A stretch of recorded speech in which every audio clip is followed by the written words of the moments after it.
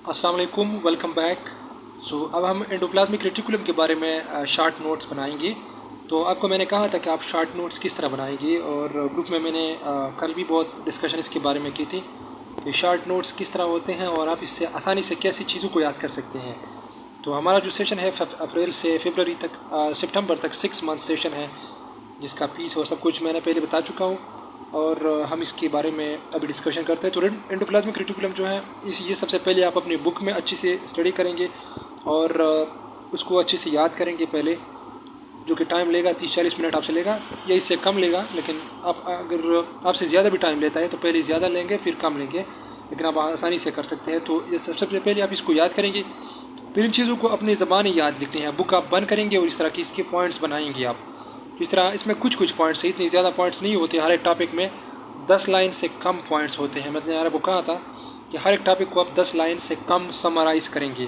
तो अभी मैंने ये क्या है, एंडोप्लाज्मिक रेटिकुलम में इंपॉर्टेंट पॉइंट्स क्या है जो टेस्ट में आते हैं, एमसीक्यूज़ में आते हैं, कि ये डबल मेम्ब्रेन बॉन्डेड स्ट्रक्चर है। ये पॉइंट अगर आए जो स्टूडेंट्स को बहुत नहीं पता होता कि ये सिंगल बॉन्डेड है या नॉन मेम्ब्रेन है या डबल मेम्ब्रेन है, तो ये डबल मेम्ब्रेन बॉन्डेड स्ट्रक्चर है। फोर्टर ने 1945 में डिस्कवर किया था। ये ज़रूरी नहीं है, लेकिन वैसे ही कुछ HSC वगैरह या इस तरह की HSC वगैरह टेस्ट में इस तरह आते हैं, तो वह उनके लिए ज़रूरी है। एमडीकैट के लिए ये ज़रूरी नहीं है। इसमें सिस्टर्नीज होते हैं, और सिस्टर्नी जो है वो भी डबल मेम्ब्रेन बाउंडेड स्ट्रक्चर होते हैं। एक क्रेस्टी होते हैं, दूसरा सिस्टर्नी होते हैं।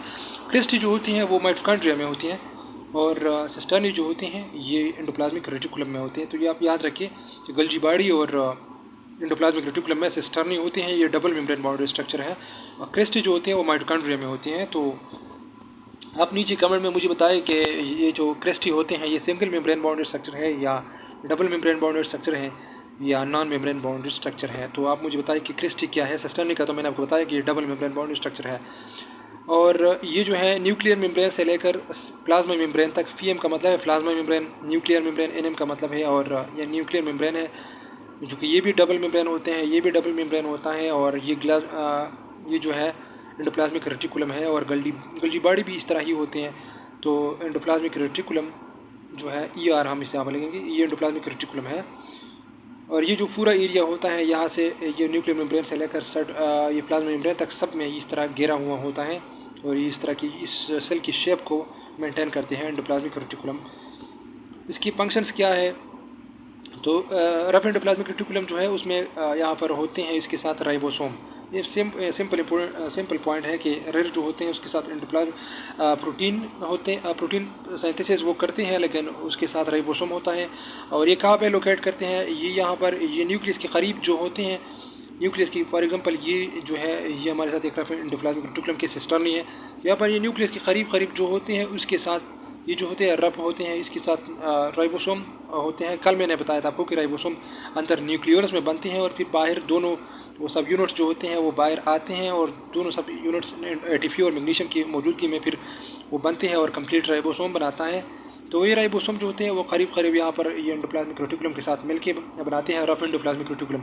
ये दूर जो होते हैं ये न्यूक्लियस से वो स्मूथ होते हैं, और बाहर जो होते हैं ये रफ एंडोप्लाज्मिक रेटिकुलम है। Rough endoplasmic reticulum protein synthesis करते हैं, बाकी सारे जो कामें हैं एंडोप्लाज्मिक रेटिकुलम के वो स्मूथ एंडोप्लाज्मिक रेटिकुलम करते हैं, जिसमें शामिल है ट्रांसपोर्ट ऑफ मटेरियल होता है, डिटॉक्सिफिकेशन होता है, ट्रांसमिशन ऑफ इम्पल्सिस होता है, लिपिड मेटाबॉलिज्म होता है, इनिशिएशन ऑफ हार्मोन प्रोडक्शन होता है, मैकेनिकल सपोर्ट जो देता है सेल को, ये तो दोनों देते हैं।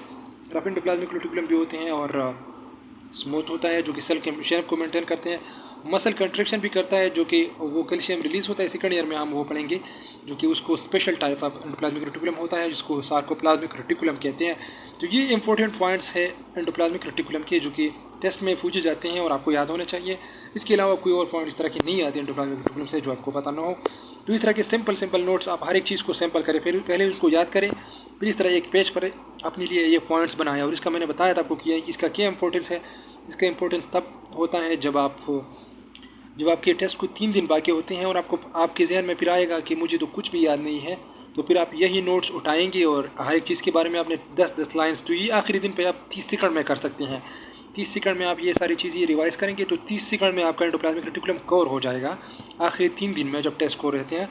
तो इससे फिर जो भी MCQs आता है आपको पता होगा, आप एक एक चैप्टर को 10-10 मिनट में फिर कवर कर सकते हैं। तो अगर आप इसी तरह हर एक चैप्टर की बनाएं तो 30 सेकंड में आप ये रिवाइज़ कर सकते हैं फिर आसानी से, और आपको इस तरह कोई MCQ भी आ जाए तो आपको आसानी से याद होगा। तो MCQ सेशन जो होता है वो भी हमारा स्टार्ट होगा, और वाइवा टेस्ट भी होंगी, वाइवा टेस्ट साथ साथ, और इसके साथ साथ इस तरह के नोट्स आप लोग भी बनाएंगे जिस तरह के मैंने आपको ग्रुप में कहा था कल, और हम आप लोगों के साथ इस तरह के शेयर करेंगे।